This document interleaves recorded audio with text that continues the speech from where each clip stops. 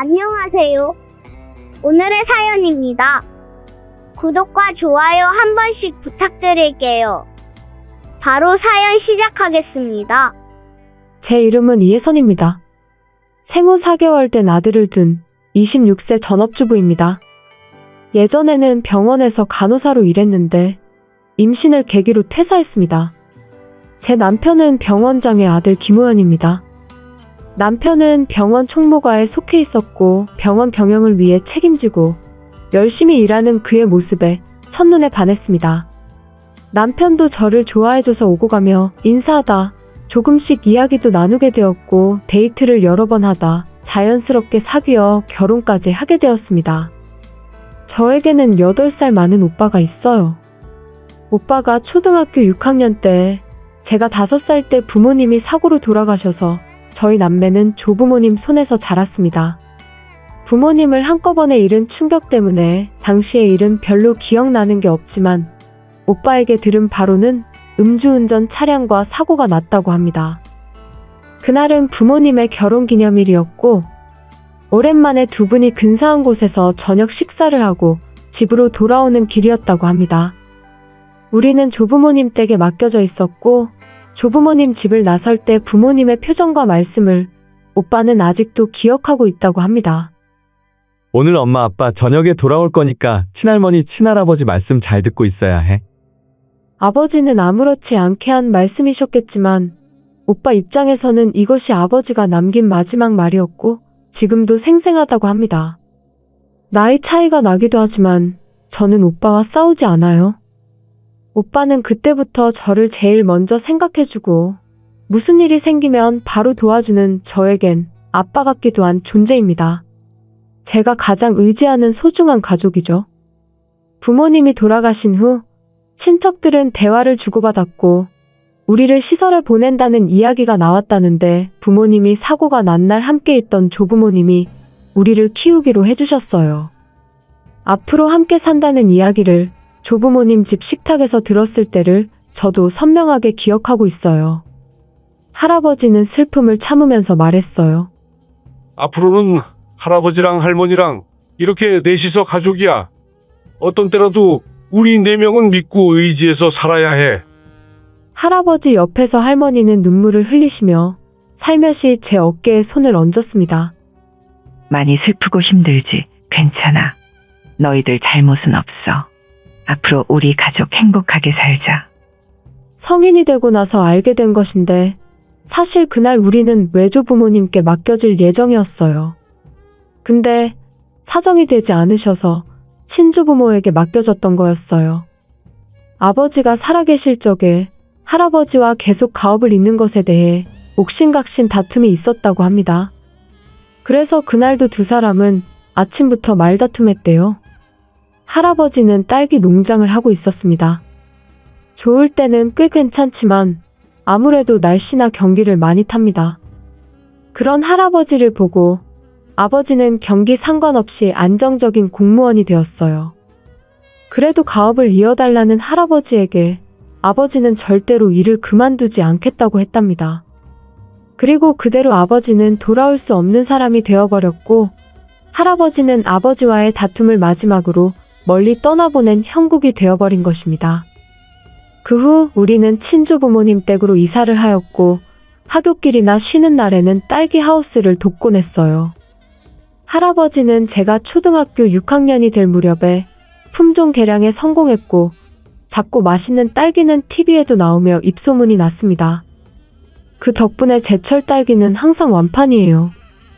전국 단위의 프랜차이즈 카페에서는 상품으로 사용하고 싶다고 정기적인 납품 계약도 했었고 저와 오빠는 경제적으로 어려움 없이 여유롭게 생활할 수 있었습니다. 부모 없이 자란 우리였지만 엄격하고 성실한 할아버지와 따뜻한 할머니 덕분에 부모님 없이도 잘 클 수 있어서 정말 감사했어요. 행복하게 살던 우리는 대학 진학을 계기로 조부모님 집에서 나왔습니다.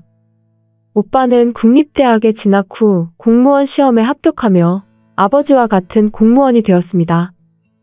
저는 조부모님과 살아가면서 뭔가 보답을 하고 싶다고 앞으로 생활에 도움이 될 것 같은 간호사를 목표로 대학에 진학했어요. 조부모님이 언제까지나 건강하게 살았으면 하는 생각에 자격증을 따기 위해 매일 필사적으로 공부를 했습니다.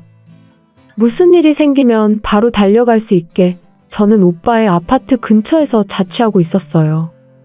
드디어 새로운 생활에도 익숙해졌을 때 할머니의 몸 상태가 나빠져 병원에 입원하게 됐다고 연락이 왔습니다. 저도 여러 번 병문안을 갔고 퇴원 후에는 가족들의 도움이 필요하다고 의사에게 이야기를 들었을 때 저는 조부모님 집에 갈 거라고 오빠에게 말했습니다. 할머니의 간병을 할아버지 한 분에게 맡기는 것은 부담이 크다고 생각해서였어요. 소중한 딸기 하우스도 있고 힘이 되고 싶다는 생각이 들었어요. 하지만 시간이 지났을 때 후회하지 않도록 오빠는 저를 생각해서라도 대학교는 졸업하라고 엄청 반대했습니다. 한편 오빠는 계속 할아버지의 딸기 하우스를 물려받고 싶다고 말했습니다. 하지만 할아버지가 그걸 허락하지 않았어요. 분명 아버지와 싸우고 헤어진 것을 지금도 후회하고 있을 거라고 생각해요. 할아버지가 단호히 반대하셔서 어쩔 수 없이 대학에 진학 후 공무원의 길로 나아갔습니다. 그런데 공무원 생활을 하면서도 계속해서 오빠는 할아버지께 부탁해서 결국 할아버지의 후임자로 딸기하우스 운영을 돕게 되었어요. 저도 어렸을 때부터 딸기하우스를 도와주긴 했지만 오빠는 어릴 때부터 꾸준히 할아버지한테 귀찮을 정도로 맛있는 딸기를 알아보는 법이라든가 키우는 법이라든가 비법을 많이 물었어요. 어쩌면 오빠는 조부모님과 저희 든든한 버팀목이 되고 싶었던 것 같기도 합니다. 저는 주말에만 조부모님 댁에 가서 할머니 병간호를 했는데 오빠는 매일 할머니 병간호와 딸기 농사를 병행했어요. 그리고 저는 멋지게 한방에 시험에 합격하여 간호사 자격증을 따고 병원에서 일하기 시작했습니다.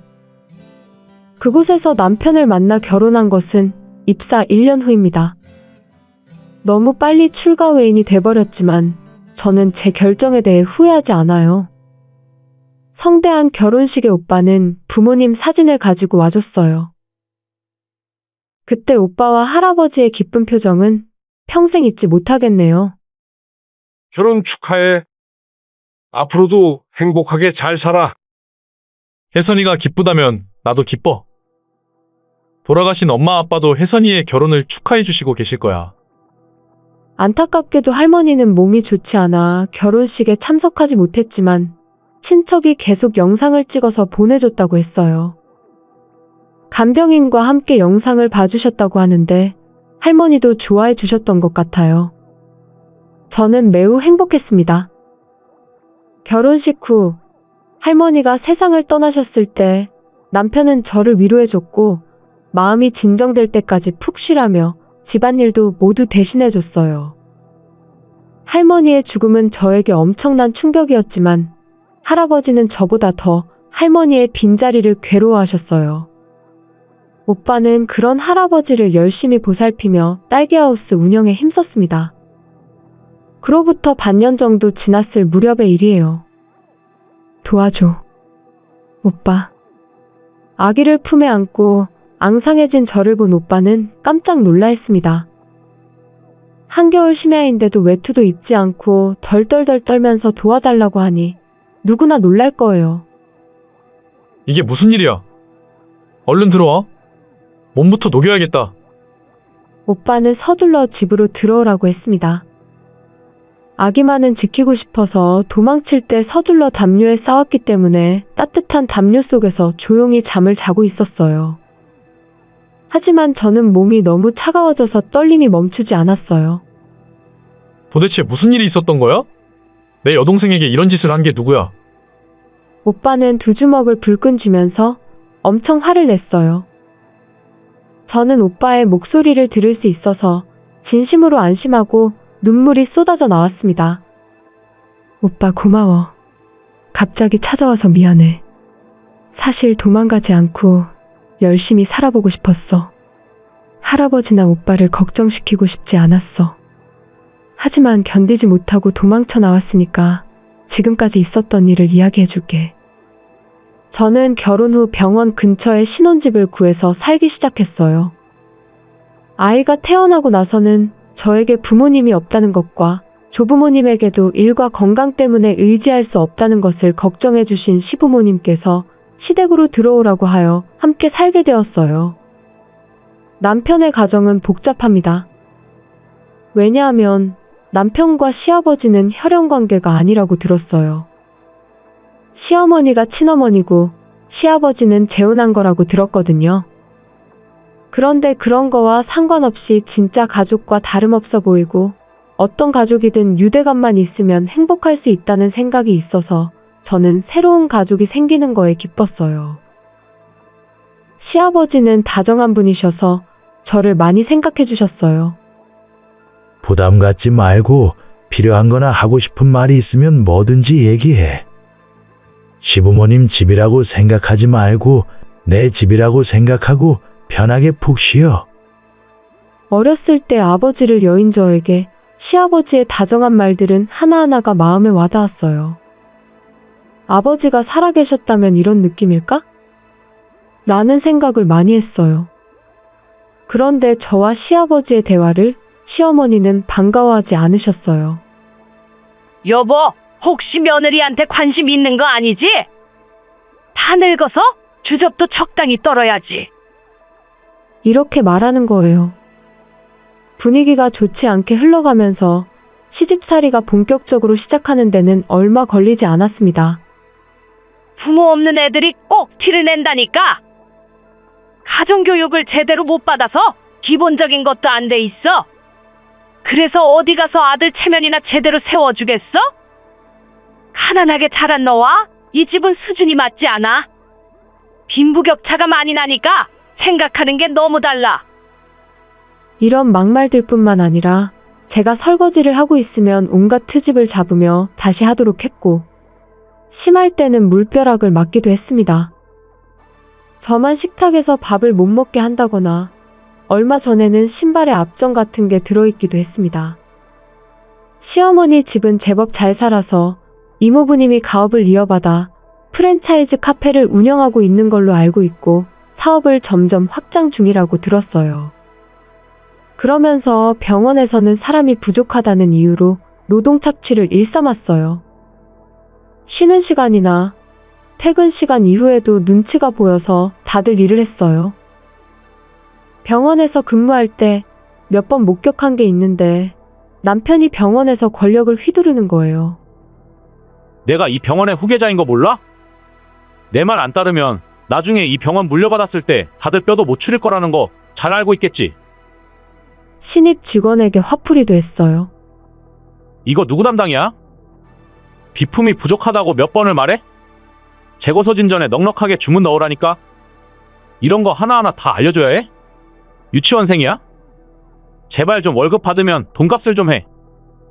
간호사나 총무격리과 직원들이 남편을 위해서 존재하는 것도 아니고 환자를 위해서 매일 필사적으로 일하고 있는데 이런 식으로 말하면 안 되잖아요. 저는 무심코 남편에게 한마디 했어요.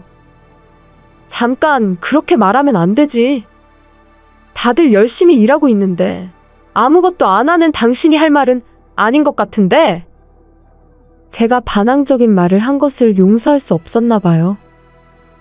직원들 앞에서 망신을 당했다고 격분했고 다음 날부터 제가 말을 걸어도 피하기만 했어요. 오래전부터 며느리에게 너무 잡혀있는 것 같다고 시어머니가 말씀하신 것도 영향을 주고 있는 것 같았습니다. 이런 환경에서 시아버지는 제 구세주였습니다. 시아버지 앞에서는 시어머니도 남편도 저를 괴롭히지 못했거든요. 하지만 시아버지가 질환으로 알아 누우시며 시어머니의 괴롭힘은 심해졌어요. 그간 고생하신 시아버지를 짐짝 취급하고 저에게 간호도 맡으라고 했어요. 마치 가정부 같은 삶입니다. 아기를 업고 집안일도 해야 하고 시집살이도 견뎌야 하고 정신적으로나 육체적으로 점점 한계에 부딪히고 있었어요. 며느리한테 말을 왜 그렇게 해? 시어머니가 심한 말을 할 때면 시아버지가 몇 번 화를 내주셨지만 기력이 쇠해져 누워만 있을 뿐인 시아버지가 시어머니는 무서울 게 없어져 저를 점점 고달프게 했어요. 당신 아직도 며느리 감싸는 거야? 요단강 건널 때 며느리도 데려가려고 그래? 나보고 빨리 죽으라는 거야. 말이 왜 그래? 멀쩡한 며느리를 누가 데려간다고 그래? 아이고, 화통을 삶아 먹었나? 입은 아직 살아가지고 시끄러워 죽겠네. 거기 얌전히 누워서 TV나 봐. 그렇게 계속 나불대면 당신 저승길만 시끄러워지는 거야.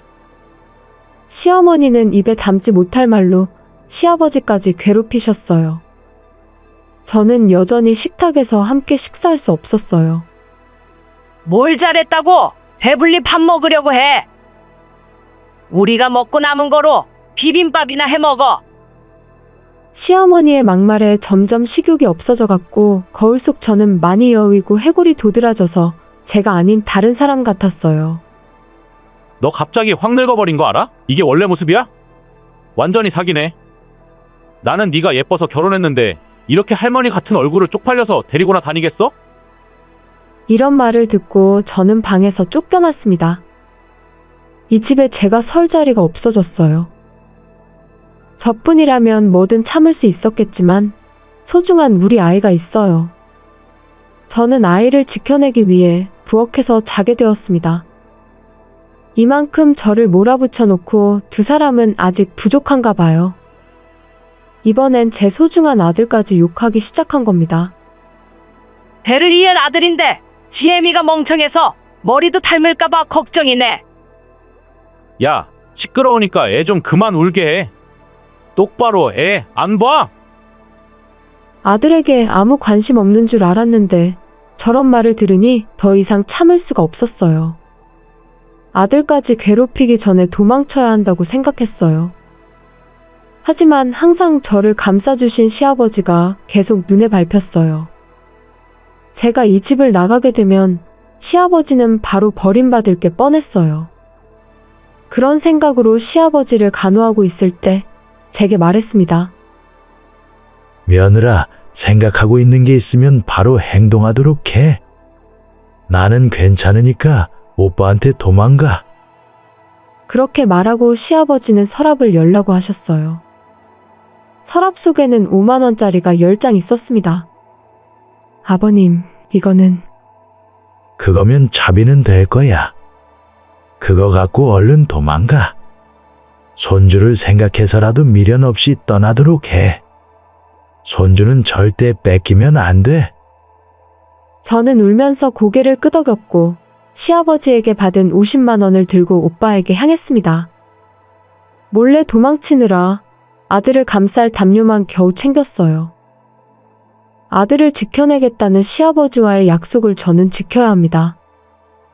택시를 타고 아들이 식지 않았는지 여러 번 확인하고 담요로 아들의 몸을 따뜻하게 했습니다. 제가 오빠에게 도망 온 경위를 이야기하자 할아버지도 오빠도 분노로 떨고 있었어요. 그동안 잘 참고 잘 견뎠어. 오빠한테 돌아와줘서 고마워. 이제 걱정하지 마. 할아버지와 오빠의 말에 저는 소리내어 울었습니다.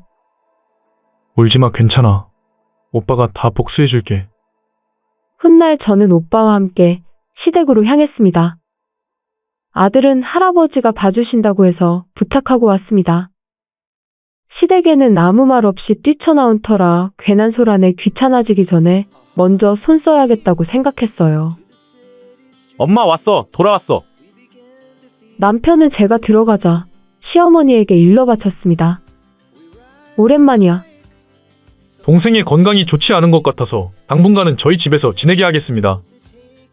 그동안 갈아입을 옷이랑 짐 좀 가지러 왔는데. 무슨 소리야?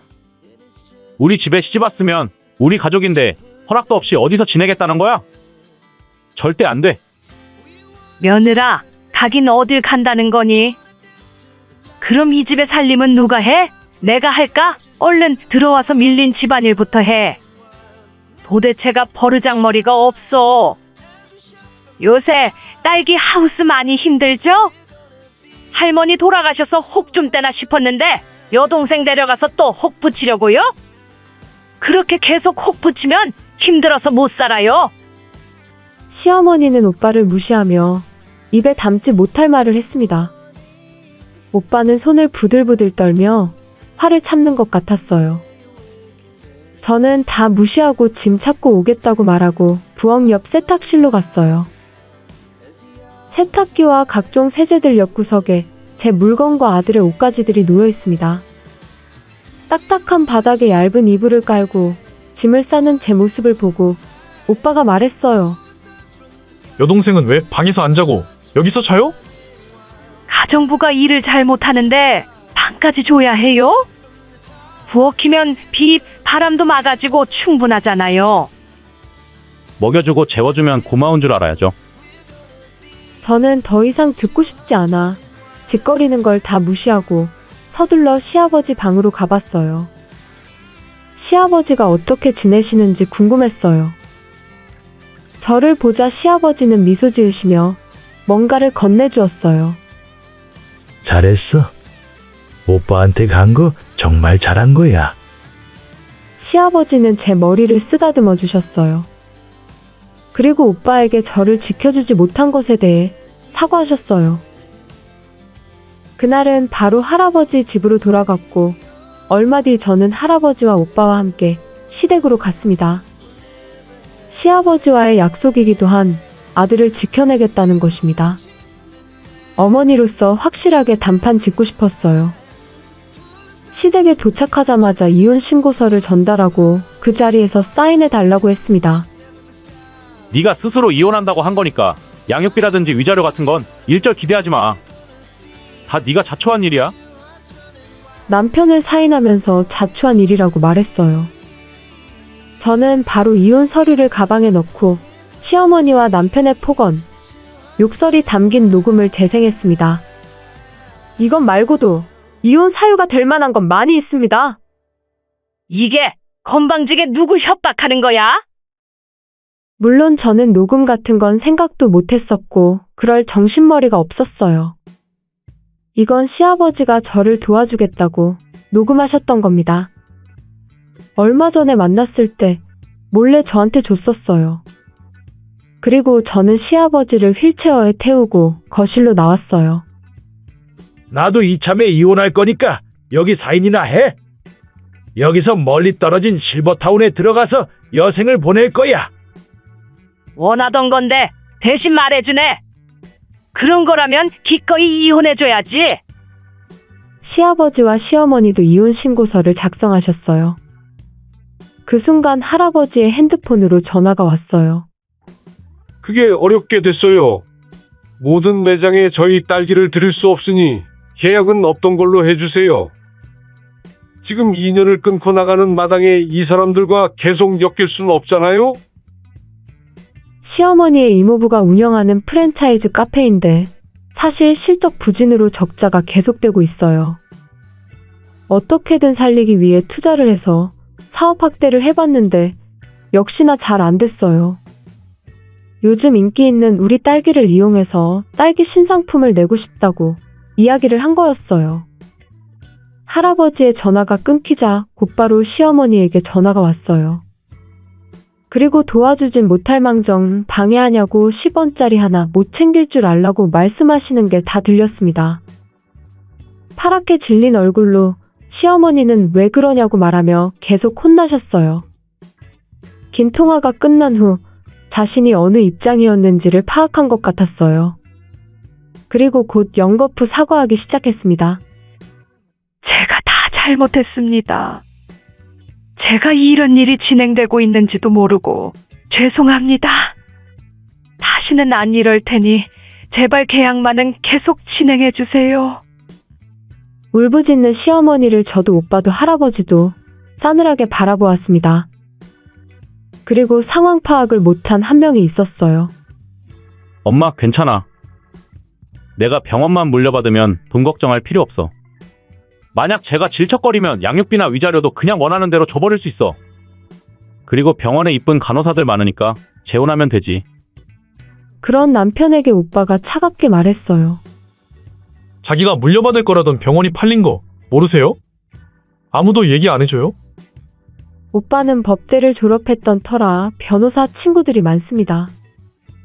그래서 시아버지가 고민을 털어놨을 때 바로 오빠에게 도움을 요청했었어요. 호연이, 너는 얼른 이 집에서 나가! 시아버지는 시어머니와 재혼하면서 남편을 입양하지 않았다고 합니다. 그래서 시아버지의 재산을 남편은 상속받을 수 없어요. 시아버지는 힘든 와중에도 계속 보살펴준 저를 입양해 주셨고, 만약 돌아가시게 되면 모든 재산을 저에게 주겠다고 유서도 공증받으셨어요. 그러자 이 사실을 알게 된 남편은 아까 이혼 신고는 없던 걸로 하자고 짓거렸습니다. 좋다고 사인하더니 자업자득이죠. 그 후 시부모님은 녹음한 게 있어서 이혼이 성립되었어요. 저는 최대한 고통을 주기 위해 변호사와 계속 상담받고 있어요. 시어머니와 남편은 외곽의 아파트로 이사하면서 지금의 삶과는 다른 삶을 살게 되었어요.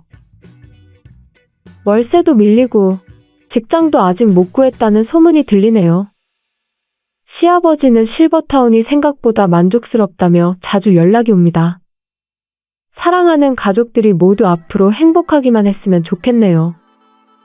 시청해주셔서 감사합니다. 그럼 다음 영상에서 다시 뵙겠습니다. 안녕하세요. 오늘의 사연입니다. 구독과 좋아요 한 번씩 부탁드릴게요. 바로 사연 시작하겠습니다. 제 이름은 강은지입니다. 아울렛에서 고객 상담으로 근무하고 있습니다. 30살을 눈앞에 뒀을 때 저는 초조했어요. 주위 친구들은 하나둘씩 차례차례 결혼했어요.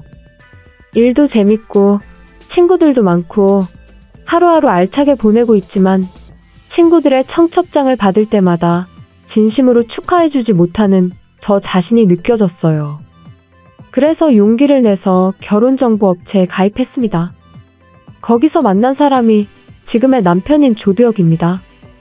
다른 지역에서 백화점에서 근무하고 있어요. 훈훈한 인상과 부드러운 말투를 가진 사람이라는 게 남편의 첫인상이었어요. 역시 서비스업에 종사하고 있는 사람이구나 라는 생각이 들었습니다. 근무하는 곳은 다르지만 일이 비슷하기도 해서 초면부터 대화가 잘 됐어요. 그래서 처음 만난 날부터 이 사람과 결혼을 하겠구나 하는 생각을 했던 게 아직도 기억이 납니다. 남편도 저와 같은 마음이었던 것 같고 순조롭게 결혼을 전제로 사귀게 되었어요. 교제가 시작되고 만날 때마다 남편을 점점 더 사랑하게 되었습니다. 이야기나 가치관이 너무 잘 맞았고 무엇보다 함께 있으면 마음이 편했어요. 제가 안 좋은 일이 있어서 기분이 짜증나 있어도 남편은 항상 상냥하게 대해줬습니다.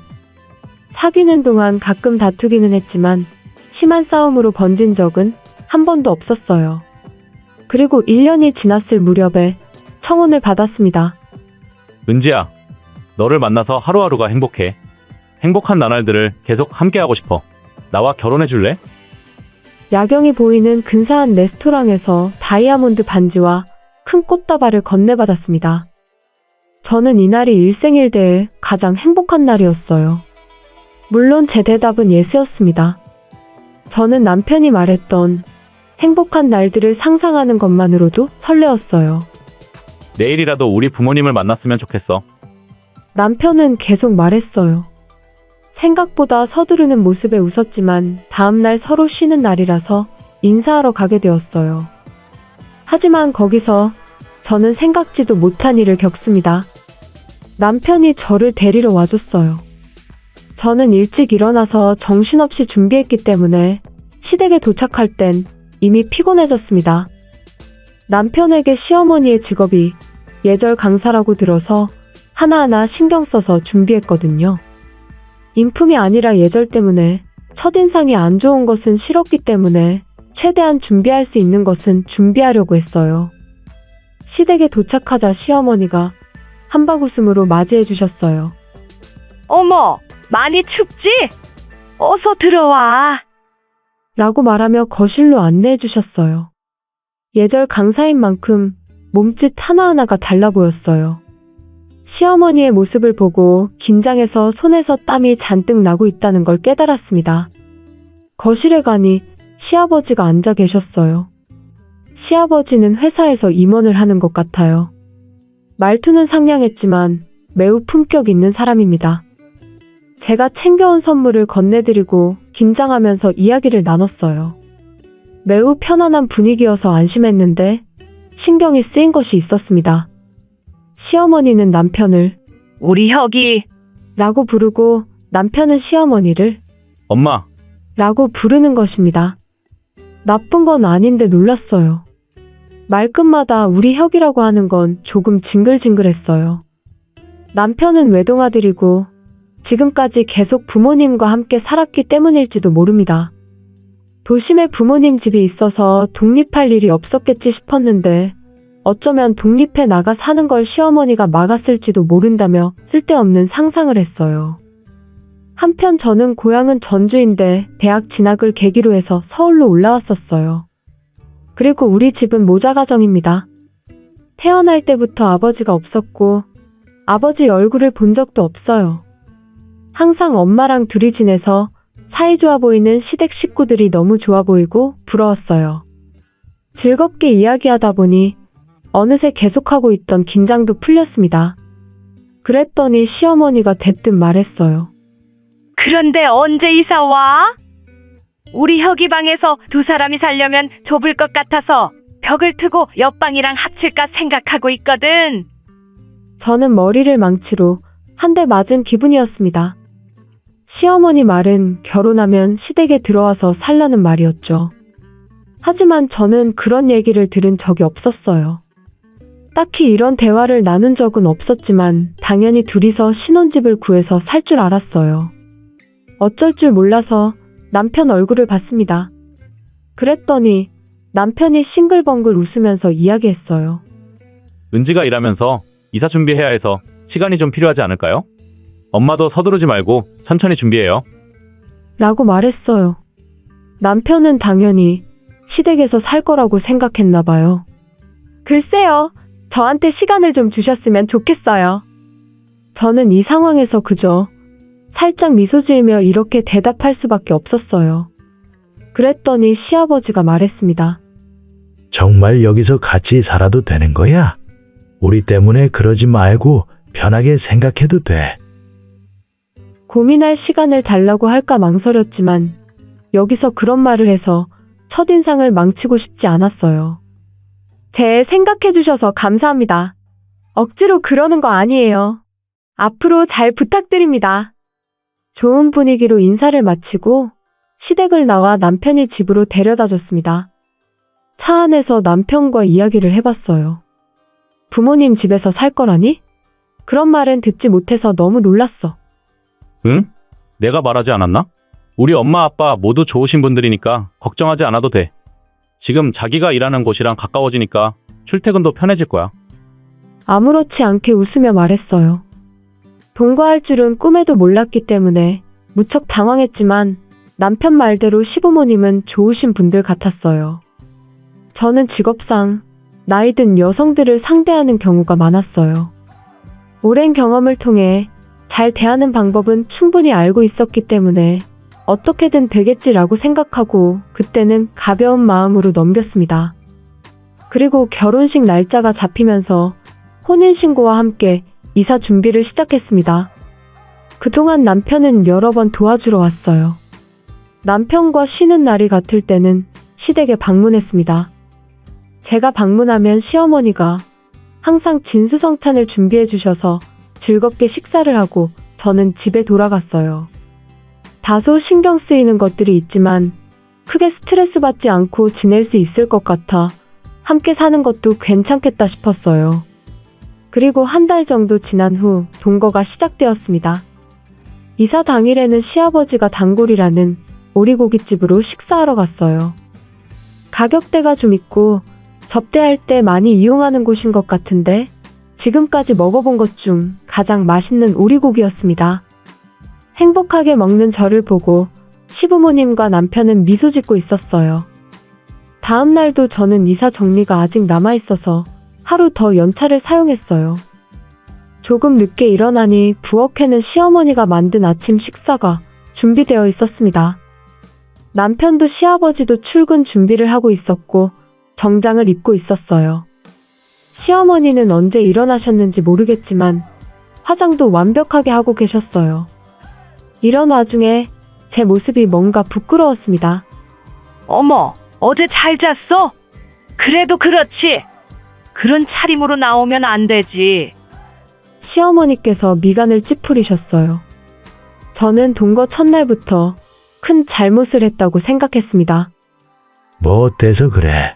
오늘 쉬는 날이라잖아. 며느라 괜찮으니까 그냥 앉아. 시아버지가 다행히 제 옷차림과 부수수한 모습에 대해 괜찮다고 말해주셔서 부끄러운 마음은 있었지만 그냥 아침 식사를 하기로 했습니다. 남편은 특별히 아무 말도 하지 않았어요. 남편과 시아버지가 출근하고 집에 시어머니와 단둘이 남게 됐어요. 며느라, 아직 잘 모르는 것 같으니까 말하는 거야. 이제는 우리 혁이의 아내가 된 거잖아. 그러니까 혼자 살 때랑은 다르게 행동해야지. 생각보다 빨리 시어머니의 설교를 듣게 되었어요. 시어머니는 언성을 높이지는 않았지만 매우 무서운 얼굴을 하고 있었습니다. 죄송합니다. 금방 갈아입고 올게요. 급하게 잠옷을 갈아입고 머리를 단정하게 하고 시어머니 앞에 갔습니다. 아직 민낯이잖아. 제일 중요한 걸 빼먹고 지금 다 했다고 나온 거야? 시어머니가 제 얼굴을 가리키며 말씀하셔서 서둘러 화장을 했습니다. 그리고 집안일도 족집게 과외하듯 하나부터 10까지 배웠습니다. 아침에 일어난 일이 있어서 그런지 시어머니 얼굴은 잔뜩 굳어 있었어요. 돌아올 때까지 해야 할 집안일 숙제를 내주시고는 시어머니는 외출하셨습니다. 시어머니의 신뢰를 되찾기 위해 전력으로 시키신 집안일을 했어요. 그리고 저녁에 시어머니가 돌아오셔서 제 집안일을 하나하나 점검하기 시작했어요. 다 했다면서 보니까 50%는 했다고 말하기 뭐한데? 이왕 할 거면 제대로 해야지. 대충 해도 되겠지 생각했다는 게 제일 못마땅해. 라며 혀를 차셨습니다. 저는 어쨌든 부족한 점에 대해 사과를 했어요. 저녁 식사 준비도 한번 해보라고 했지만 시어머니의 마음에는 영 못마땅하셨는지 요리하는 도중에 다른 메뉴로 변경되어 버렸습니다. 시아버지는 퇴근 후 엉망진창으로 지쳐있는 저를 보고 말했어요. 다들 처음부터 완벽하게 잘할 수가 없어. 누구나 실수하는 거지. 아내도 처음에는 잘 못했어. 첫 김장하던 날 에피소드를 말하면 책에 한 권이야. 이 말을 옆에서 들은 시어머니가 시아버지를 노려보며 발끈하셨어요. 당신 지금 뭐라는 거야? 이런 건 처음이 가장 중요한 거 몰라? 나는 처음에 실수 한두 개밖에 안 했지 이렇게 심하진 않았어. 그리고 앞으로 김치 먹기 싫어. 왜 김장했던 이야기를 꺼내려고 해? 가만히 있으면 중간이라도 할 텐데 당신은 끼지 말고 빠져. 괜히 입 놀렸다가 잔소리만 듣네. 시아버지는 멋쩍은 듯 웃었습니다. 이 집에서는 평범하게 있는 일인 것 같아요. 그 후 남편이 돌아와 모두 함께 밥을 먹고 뒷정리를 마치고 샤워하고 나왔을 무렵에는 이미 늦은 밤이었습니다. 상당히 피곤한 날이었고 침대에 누워서 남편과 이야기하며 잠을 청했을 텐데 알고 보니 눕자마자 잠들었습니다. 그 다음 날부터 시어머니한테 혼나지 않도록 새벽에 일어나서 완벽하게 준비를 하고 혼나면서도 시어머니가 아침 식사 준비하는 것을 도와드리고 난 뒤에 출근했습니다. 일이 끝나면 서둘러 귀가해 저녁 준비와 뒷정리를 했어요. 일도 서서 하는 일이고 집에서는 매번 혼나고 사과하는 게 일이었습니다. 쉬는 날이라고 해도 일찍 일어나서 준비해야 해요. 매일같이 고된 생활에 피로는 풀리지 않고 쌓여갔어요. 이제는 체력적으로나 정신적으로 한계가 왔습니다. 자기 전에 남편에게 속마음을 이야기했어요. 우리 엄마가 괴롭히고 싶은 게 아니라 여보가 잘 배웠으면 하는 거 아닐까? 여보가 열심히 하면 아마 아무 말도 못 하실 거야. 라고 제가 필요 이상으로 혼나고 피폐해진 걸 알면서도 결국엔 시어머니 편을 드는 남편이 얄밉고 싫었습니다. 어느 날 시어머니와 남편이 집에 없고 저와 시아버지가 집에서 쉬고 있을 때였어요. 아침 일찍부터 시어머니가 평소처럼 엄하게 말씀하시면서 나가셨어요. 아까 말한 것들 오늘 꼭 해야 해. 나중에 돌아와서 했는지 확인할 거야. 저는 시어머니가 나가신 후 크게 한숨을 쉬며 거실로 향했습니다. 그러자 방에 있었을 시아버지가 거실에 앉아 계신 걸 깨달았어요. 한숨을 들은 줄 알고 제가 초조한 표정을 짓고 있는데 며느라, 여기 앉아봐. 오늘은 그냥 푹 쉬어. 아니에요. 어머님이 시키신 건데 해야죠. 안 해도 돼. 요새 계속 무리하고 있는 거 아니야? 일도 하고 있으니까 그냥 할 수 있는 범위 내에서 하면 돼. 시아버지 말씀을 듣고 정신을 차려보니 눈물이 나고 있었어요. 울어서 죄송해요. 그냥 마음이 좀 지쳤나 봐요. 왜 울고 그래? 괜찮으니까 오늘은 아무것도 하지 말고 푹 쉬어. 일단 밀린 잠부터 좀 자둬. 그리고 오늘은 며느리가 제일 좋아하는 오리고기 먹으러 가자. 시아버지는 저를 가끔 도와주셨지만 직접 다정한 말을 해주신 것은 이번이 처음이었어요. 저는 눈물이 멈추지 않았어요. 그만큼 저 자신이 많이 힘들어하고 있다는 걸 깨달았습니다. 시아버지의 말에 마지못해 어쩔 수 없다는 느낌으로 방에 들어가 오랜만에 잠을 푹 잤습니다. 그리고 눈을 떴을 때는 이미 해가 지고 있었어요. 거실에 나가니 시어머니가 막 들어오신 것 같았습니다. 제 얼굴을 보자마자 너 해라고 한 거 아무것도 안 했네. 라며 잔소리를 하려고 하셨는데 안방에서 시아버지가 나오셨어요. 오늘 내가 아무것도 하지 말라고 했어. 아침부터 어떨 땐 밤늦게까지 일하는데 지금 눈 밑에 다크서클 내려온 것 좀 봐. 저게 지금 사람 몰골이야? 아무리 집안일도 중요하지만 잠은 충분히 잘 수 있게 해줘야지. 오늘은 오리고기집에 예약해놨으니까 저녁 준비도 할 필요 없어. 시어머니는 말이 끝나자 무슨 말을 하려는 듯 했는데 이내 얼굴만 붉어지더니 아무 말도 하지 않았습니다. 아마도 말로는 시아버지를 이길 수 없다고 생각한 것 같아요. 그냥 남편이 돌아오기를 기다렸다가 오리고기를 먹으러 갔어요. 이날 이후부터 시어머니가 저에게 무슨 말을 하려고 하면 시아버지가 감싸주기 시작했습니다. 시아버지가 말을 하면 시어머니는 더 아무 말도 하지 않았어요.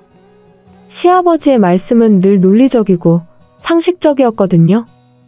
일부러 시아버지가 없는 곳에서 시어머니가 저에게 말하기도 했지만 저도 마음의 여유가 생겼는지 한 귀로 듣고 한 귀로 흘려보내는 기술도 나름 생겼습니다. 시어머니가 지적하는 포인트도 알게 되었기 때문에 무리하지 않는 선에서 집안일을 할 센스가 생겼어요. 시아버지와 쉬는 날에 아무것도 하지 않을 때는 함께 밖에서 점심을 먹기도 하고 퇴근 후에 둘이서 술도 한잔하러 가기도 했습니다. 저는 시아버지를 진짜 친아버지처럼 사랑했어요. 그러던 어느 날 자기 전에 남편이 의미 모를 말을 했습니다. 여보, 엄마한테 좀 더 잘해줘. 남편은 도대체 언제까지 시어머니 편을 들까요? 저는 결코 시어머니한테 대들거나 나쁘게 한 게 없었어요. 그러다 결혼식을 올리고 3개월 정도 지난 어느 날 시아버지가 돌아가셨습니다. 병이 있었던 건 아니었고 회사에서 갑자기 쓰러져 그대로 돌아가신 겁니다. 저는 이 소식을 듣고 일하는 중인데도 눈물이 멈추지 않았어요. 시어머니와 남편과 함께 장례식을 준비했습니다. 시아버지가 없어져서 그런지 시어머니는 동거초처럼 저에게 엄한 말투로 말씀하셨어요. 그리고 대부분의 준비는 제가 한 것 같아요. 다시 예전처럼 잠이 부족해져 갔습니다. 앞으로 셋이서 살 생각을 하니 가슴이 답답했어요. 며느리만 그렇게 신경 쓰더니 벌 받았구만. 시어머니가 혼잣말로 말하는 걸 우연히 들었을 때 무척 화가 났습니다. 하지만 지금은 시아버지를 무사히 보내드리는 것에 집중하려고 문제 삼지 않았어요. 장례식 입관식 때 관에 꽃을 넣기로 했어요. 제 제안으로 장례식에 참석해준 사람들이 써준 쪽지들도 함께 넣었습니다. 생각보다 많은 분이 글을 써주셔서 시아버지가 많은 사람의 배웅 속에 먼 길을 떠나시는구나 생각이 들었어요. 관에 꽃을 넣고 있는 것을 보고 있을 때 꽃의 무게로 빨간색 쪽지 뒷면에 뭔가 쓰여 있는 것이 보였습니다. 분명 조금 전까지는 빨간색 쪽지는 없었던 것 같은데 말이죠. 저는 쪽지를 집어 슬쩍 읽어봤습니다. 당신이 가장 좋아하는 며느리가 곧 그리로 갈 거야.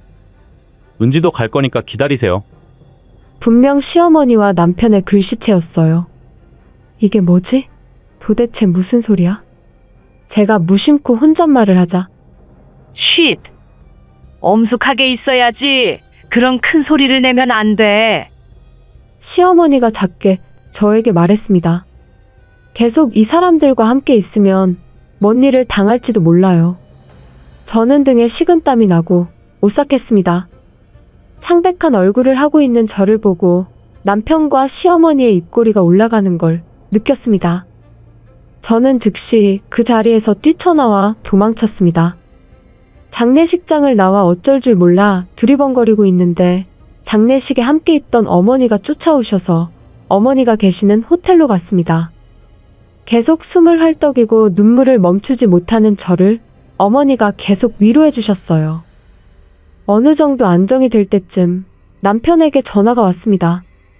여보, 무슨 일 있어? 장례식 도중에 말도 없이 어디 간 거야? 그렇게 오래 자리 비우면 어떡해? 지금 어디야? 이제 당신이랑 어머님 보고 싶지 않아. 그래? 진심이지?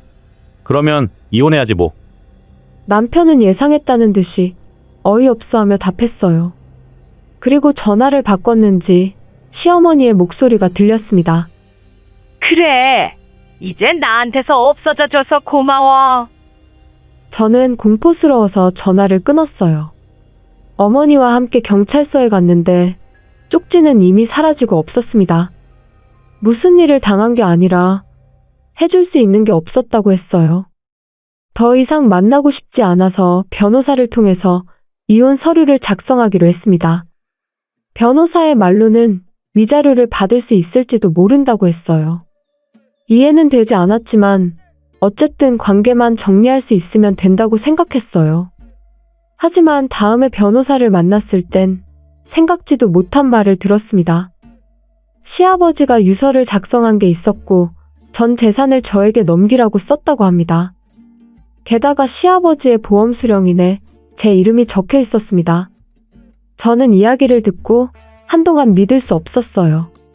언제부터 시아버지가 이런 것들을 준비하고 있었을까요? 이 사실을 알게 된 시어머니와 남편은 크게 분개하며 모두 위조된 서류라고 깽판을 쳤지만 정말로 진짜가 맞았습니다. 위자료는 받지 못했지만 저는 상당한 액수의 돈을 받게 되었어요. 마지막까지 저를 사랑해주신 시아버지께 너무나 고마웠습니다. 남편의 직장에 제가 아는 사람이 있었기 때문에 장례식에서 있었던 일을 이야기해 주었어요. 예상대로 당연히 소문은 퍼졌고 남편은 물류팀으로 인사이동이 되었다고 합니다. 수당이 줄면서 월급이 형편없어졌다네요. 시어머니도 마찬가지로 소문을 감당하기 힘드셔서 강사일 멈추고 남편과 지방으로 내려갔다고 합니다. 둘이 원하는 대로 함께 사이좋게 살 수 있어서 둘한테는 좋은 일이겠죠? 무사히 이혼이 성립된 후에 변호사님께 충격적인 진실을 들었어요. 남편은 결혼정보업체에 시어머니와 함께 등록하러 갔었고 시어머니가 사진들을 훑어보고 저를 선택했다고 합니다. 데이트 계획도 입고 갈 복장도 모두 시어머니가 시키는 대로 했다고 해요. 프러포즈 내용까지도 모두 시어머니가 알려줬다는 걸 듣고 온몸에 소름이 돋았어요. 남편은 저와 결혼하고 싶었던 게 아니라 시어머니를 즐겁게 해드리고 싶었던 것 같아요. 정말 아이가 없을 때 이혼한 게 신의 한 수라고 생각하고 있어요. 마음의 안정도 슬슬 찾아가며 요즘은 친구가 청첩장을 주면 진심으로 축하해주고 있습니다. 저에게도 천천히 좋은 사람이 나타나면 좋겠네요. 시청해주셔서 감사합니다. 그럼 다음 영상에서 다시 뵙겠습니다.